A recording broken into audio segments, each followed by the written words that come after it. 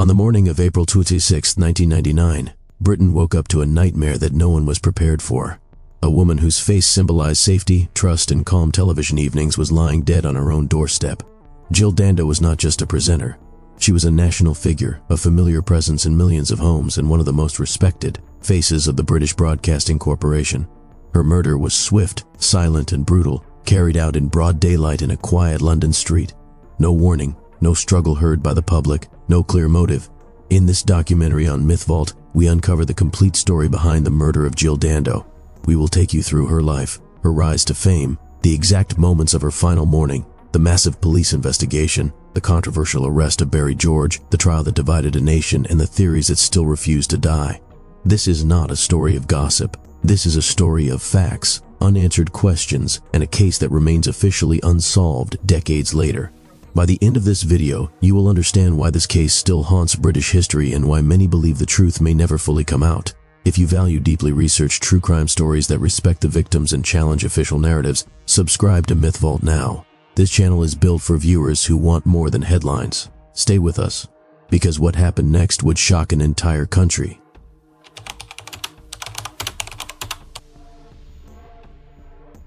Jill Wendy Dando was born on 9 November 1961 in Weston-super-Mare, Somerset, at Ashcombe House Maternity Home. She grew up in a close working-class family with strong values, guided by discipline, faith, and determination. Her father, Jack Dando, worked as a journalist, and her brother, Nigel Dando, would later follow a similar path into broadcasting. From a very early age, Jill showed resilience that would quietly define her life. When she was just 3 years old, doctors discovered that she had a serious heart condition involving a hole in her heart and a blocked pulmonary artery. In January 1965, she underwent major heart surgery, a traumatic experience for any child.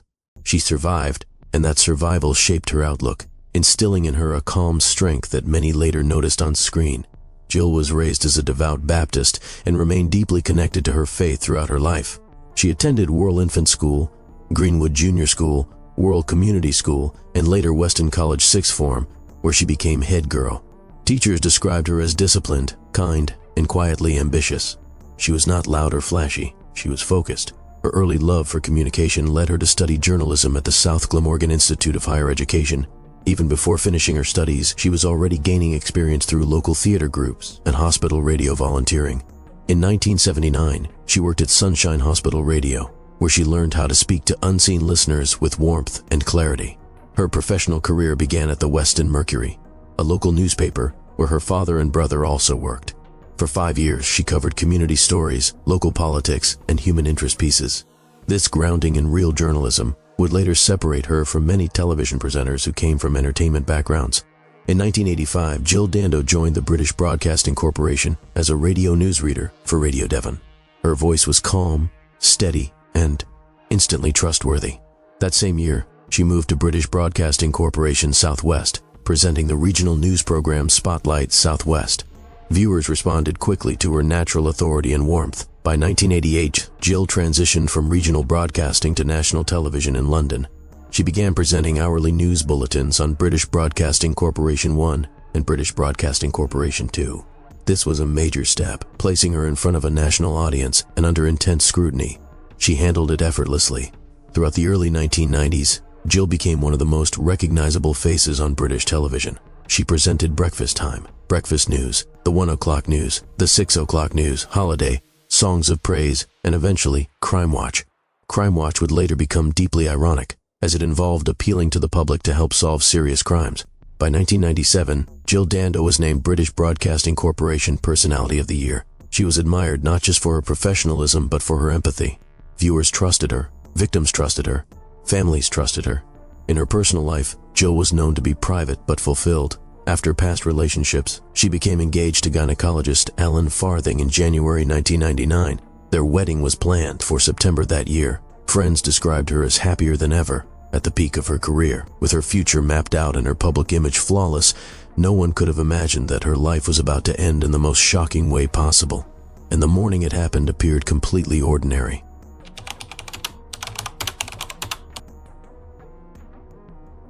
On the morning of April 26, 1999, Jill Dando woke up believing it would be a normal working day.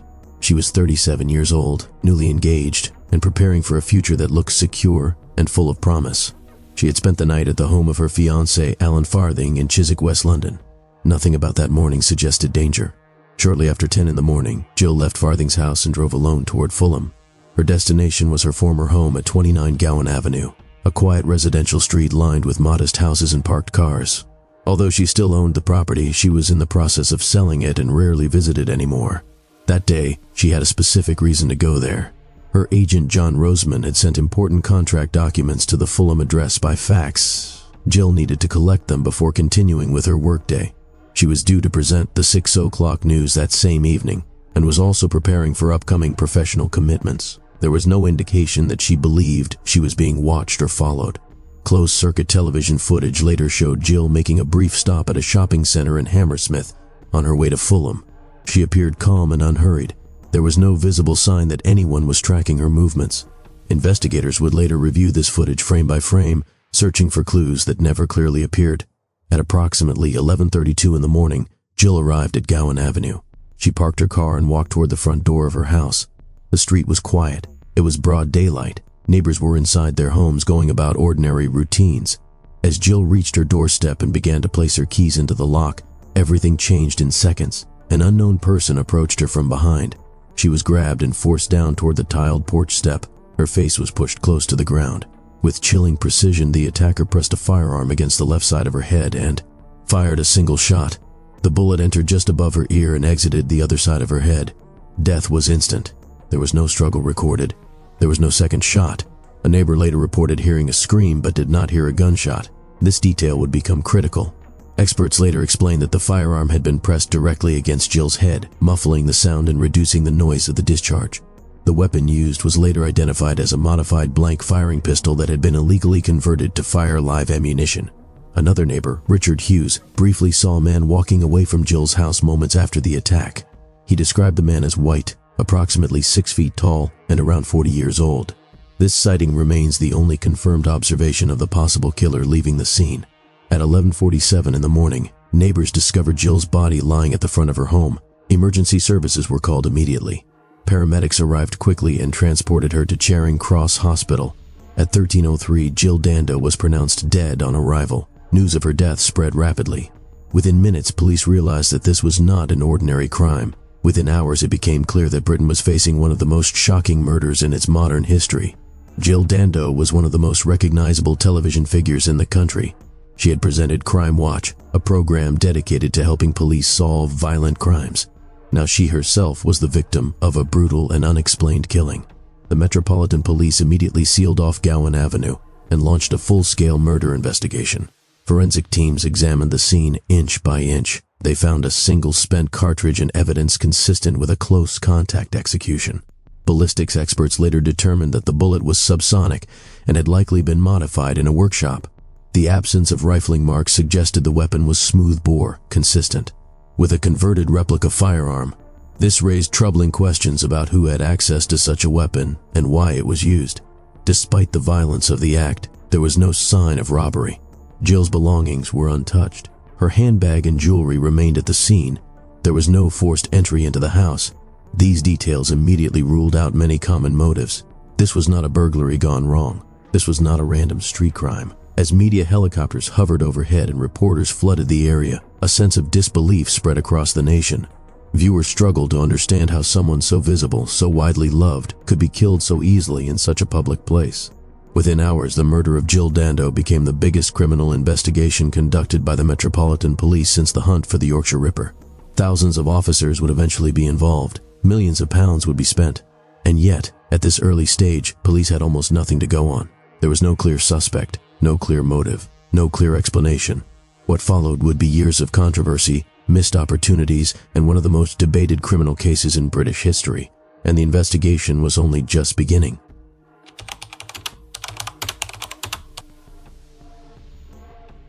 In the days following Jill Dando's murder, the Metropolitan Police launched an investigation on a scale rarely seen in modern Britain. The operation was named Operation Oxborough, and it quickly became the largest murder inquiry since the search for the Yorkshire Ripper. More than 2,500 people were interviewed, and over 1,000 formal statements were taken. Detectives examined every aspect of Jill Dando's life, from her professional work to her private relationships. Because Jill was a public figure who interacted with millions of viewers, investigators faced an overwhelming challenge. She had received letters from strangers, messages from admirers, and occasional unwanted attention over the years. Every contact had to be assessed. Every potential threat had to be considered. Police initially focused on Jill's inner circle because only a small number of people knew she would be visiting her Fulham house that morning. Her agent John Roseman was questioned, as he had sent the fax documents that brought her to Gowan Avenue. He cooperated fully and was ruled out. Her former partner Bob Wheaton was also questioned due to their past relationship and financial ties. He too was eliminated from suspicion. Investigators explored the possibility of a jealous lover, a disgruntled viewer, or a criminal seeking revenge related to Crime Watch. Each theory was carefully examined and then set aside due to lack of evidence. There was no threatening correspondence. There was no pattern of harassment linked directly to Jill. Attention then shifted toward the nature of the killing itself. The murder appeared controlled and deliberate, but not professionally executed in the traditional sense. The weapon used was crude and illegally modified. The killer took a major risk by striking in public. These details led forensic psychologists to suggest the attacker may have been a socially isolated individual rather than a trained assassin. As the investigation dragged on, with no clear breakthrough, pressure mounted on the police. The public demanded answers. The media demanded results. Nearly a year passed with no arrest. It was at this point that detectives began focusing on a man living close to the crime scene. His name was 𝐉𝐢𝐥𝐿. He lived approximately 500 yards from Jill Dando's home in Fulham. George was known to local authorities due to a long history of unusual and concerning behavior. 𝐉𝐢𝐥𝐿 had previous convictions for harassment, attempted rape, and stalking-related offenses. He was known to impersonate famous figures and to seek attention in public spaces. He often carried letters of complaint and visited offices to demand meetings without appointments. When police placed George under surveillance, they noticed behaviors that increased suspicion. He appeared agitated when the topic of Jill Dando was mentioned. He asked questions about the investigation timeline. He attempted to establish records of his whereabouts on the day of the murder. On May 25, 2000, 𝐉𝐢𝐥𝐿 was arrested. 3 days later, he was formally charged with the murder of Jill Dando. The arrest shocked the public. Many were relieved that a suspect had finally been identified. Others were uneasy about the lack of clear evidence. A search of George's small apartment revealed thousands of photographs of women taken secretly in public places. Many of the women were unaware they had been photographed. Some images included well-known television personalities. Police also found newspaper clippings related to Jill Dando and her murder. Among the items seized was a photograph of 𝐉𝐢𝐥𝐿 wearing a military-style gas mask while holding a modified blank-firing handgun. George admitted that the photograph showed him and that he had purchased the weapon legally by mail order. He denied converting it to fire live ammunition. Forensic scientists examined a coat seized from George's residence. Inside one of the pockets, they claimed to find traces of firearms discharge residue. This discovery would later become one of the most controversial aspects of the case. Police also examined George's movements on the day of the murder. Witnesses stated that he had visited a disability health center shortly after Jill Dando was killed. Staff described him as nervous and insistent on recording the exact time of his visit. He returned days later to ask again about the time and what he had been wearing. The prosecution argued that George was attempting to create a false alibi. The defense argued that he was confused and frightened after realizing he matched a general description of the suspect. Despite the absence of direct physical evidence placing him at the crime scene, investigators became convinced they had found their man. The narrative of a disturbed loner living nearby fit the psychological profile suggested early in the investigation. In May 2001, 𝐉𝐢𝐥𝐿 was brought to trial at the Old Bailey. The case would grip the nation and divide public opinion. What followed would raise serious questions about evidence, assumptions, and the reliability of forensic science. And the most controversial chapter of the Jill Dando case was about to begin.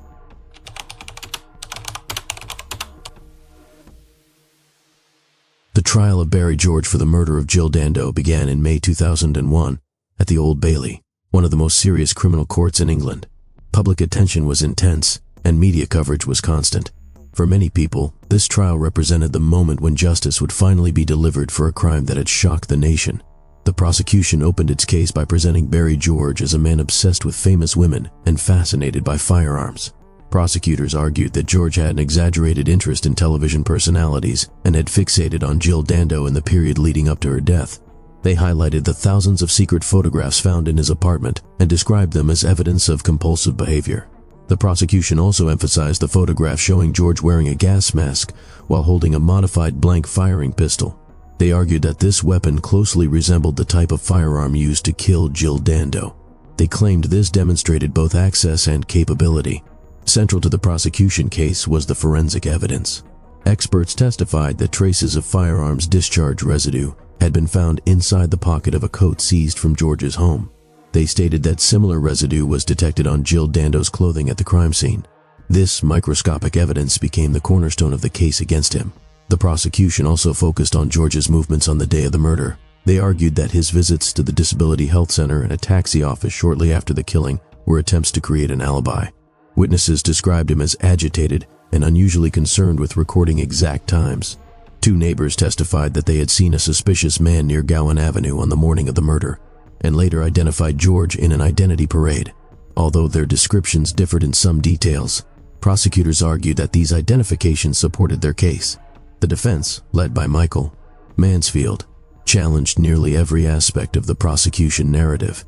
He argued that the case against 𝐉𝐢𝐥𝐿 was entirely circumstantial and dangerously weak. He emphasized that no eyewitness had seen George commit the crime.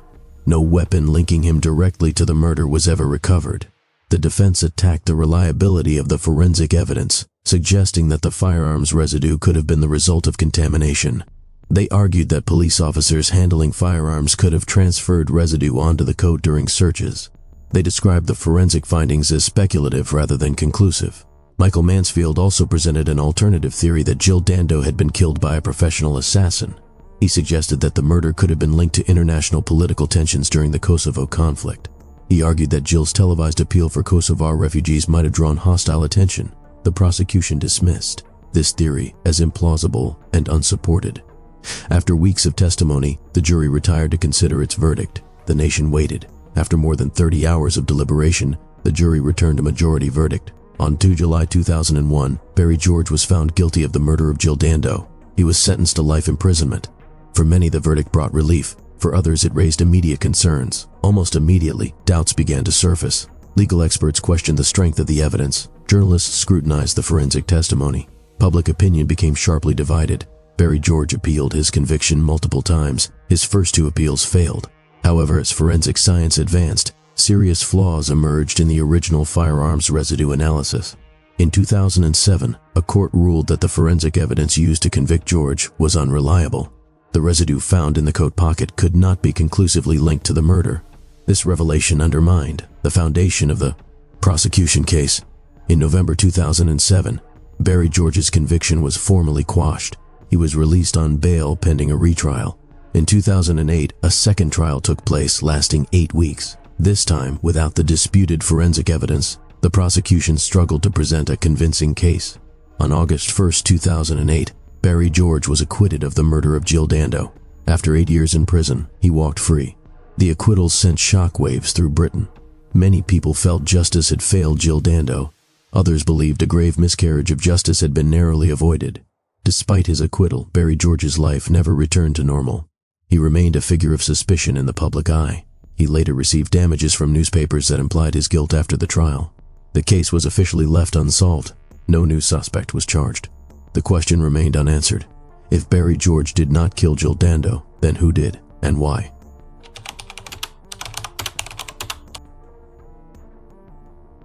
After the acquittal of 𝐉𝐢𝐥𝐿 in 2008, the murder of Jill Dando entered a new and troubling phase. Legally, the case was unresolved. Emotionally, the country was divided. For some, the acquittal confirmed long-held doubts about the original investigation.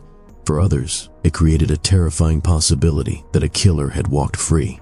The Metropolitan Police continued to review the case through cold case assessments. These reviews revisited earlier assumptions and re-examined evidence with fresh eyes. One major shift occurred in how the murder itself was interpreted. Early investigators had dismissed the idea of a professional hit due to the crude weapon used in the public location of the attack. Later reviews challenged that conclusion. Some senior officers began to describe the killing as a hard-contact execution. Pressing the weapon directly against Jill Dando's head would have reduced noise and prevented blood spray. This technique suggested planning and experience rather than panic. The modified firearm, once seen as amateurish, was reconsidered as a tool chosen for discretion and availability rather than sophistication. Another major area of debate involved international motives. At the time of Jill Dando's murder, the United Kingdom was involved in the Kosovo conflict alongside North Atlantic Treaty Organization allies. Only weeks before her death, Jill had presented a televised appeal for aid for Kosovar Albanian refugees. This appeal was broadcast widely and carried strong emotional impact. In the days following her murder, telephone calls were made to media organizations claiming responsibility on behalf of Serbian groups. These calls stated that the killing was retaliation for North Atlantic Treaty Organization bombing campaigns. Police treated these claims cautiously, suspecting hoaxes. No credible proof ever emerged to support the claims directly. However, years later, intelligence reports added complexity to the discussion. Information surfaced, suggesting possible similarities between the bullet used to kill Jill Dando and ammunition used in assassinations in Europe. Attention was drawn to the murder of Serbian journalist 𝐔𝐍𝐒𝐿 Kurovića, who was killed in Belgrade 15 days before Jill Dando. The method of killing was strikingly similar. In Serbia, several members of the Serbian Secret Service were later convicted for Kurovića's murder. Those convictions were later overturned on appeal, adding further controversy. Journalists and investigators questioned whether both murders could have been connected through shared tactics or networks. Other theories continued to circulate. Some suggested a deranged individual acting alone, possibly motivated by obsession or rejection. Jill's brother Nigel had told police that she mentioned being bothered by an unknown man shortly before her death. Police investigated this lead and concluded it lacked sufficient evidence. Claims also emerged years later that Jill Dando had been investigating serious wrongdoing within the British Broadcasting Corporation. These claims alleged that she had uncovered sensitive information and was silenced as a result. The British Broadcasting Corporation stated publicly that no evidence supported these allegations. No documentation was ever produced to verify the claims. The idea of mistaken identity was also examined. Investigators considered whether Jill had been killed by someone targeting another person. Given that the attack occurred on her own doorstep and appeared purposeful, this theory was largely dismissed. Despite decades of analysis, no theory has been proven. Each explanation contains gaps. Each raises new questions. What remains undisputed is the impact of Jill Dando's death. She was a trusted voice in British homes. Her murder shattered the illusion of safety associated with public figures. It also exposed weaknesses in criminal investigations and forensic reliance. The case continues to be discussed in documentaries, books, and public debates. In 2023, a true crime series brought the story to a new generation, reigniting interest and controversy. Viewers were left with the same unanswered question that has lingered since 1999. Who killed Jill Dando, and why the truth has never fully emerged? The story does not end with certainty. It ends with doubt, and with a silence that still echoes outside a quiet house on Gowan Avenue.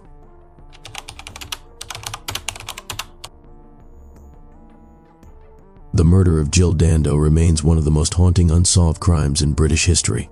She was a woman who represented trust, calm, and public service, yet her life ended in a sudden act of violence that has never been fully explained. Despite one of the largest criminal investigations ever conducted by the Metropolitan Police, no person has been legally held responsible for her death. Jill Dando's legacy did not end on the steps of her home in Fulham. Her funeral in Weston-super-Mare drew thousands of mourners who came to say goodbye to a woman they felt they knew personally. She was buried beside her mother, and her father inherited her estate because she died without a will. In the years that followed, her name became associated with the pursuit of truth rather than tragedy. The Jill Dando Institute of Crime Science was established at University College London to advance academic research into crime prevention and investigation. A memorial garden was created in her hometown to honor her life and character. Educational institutions and journalism bursaries were also dedicated in her memory. Documentaries, books, and investigative series have revisited her case repeatedly. Each retelling uncovers new questions, but no final answers. Was her murder the act of a lone disturbed individual? Was it an international retaliation disguised as randomness? Or was the truth lost among early assumptions and flawed evidence? What is certain is that Jill Dando's story continues to matter. It reminds us that visibility does not guarantee safety. It shows how public trust can be shattered in a single moment, and it proves that some mysteries refuse to fade with time. Below are documented sources confirming that this story is real, investigated, and recorded in official history. Wikipedia article titled Jill Dando on the Wikimedia Foundation website. British Broadcasting Corporation news reports dated from April 26, 1999 to 2008. The Guardian investigative articles by Bob Woffenden and Duncan Campbell. The independent feature articles on the Jill Dando murder inquiry. Metropolitan Police public case summaries related to Operation Oxborough. University College London publications on the Jill Dando Institute of Crime Science. Netflix documentary series titled Who Killed Jill Dando, released in 2023. If you stayed with this story until the end, you are exactly the kind of viewer MythVault is built for. Subscribe to MythVault now, because this channel is not about noise or speculation. It is about deep research, real cases, and stories that deserve to be told with respect and truth. Join us, because some mysteries should never be forgotten, and the next one is already waiting.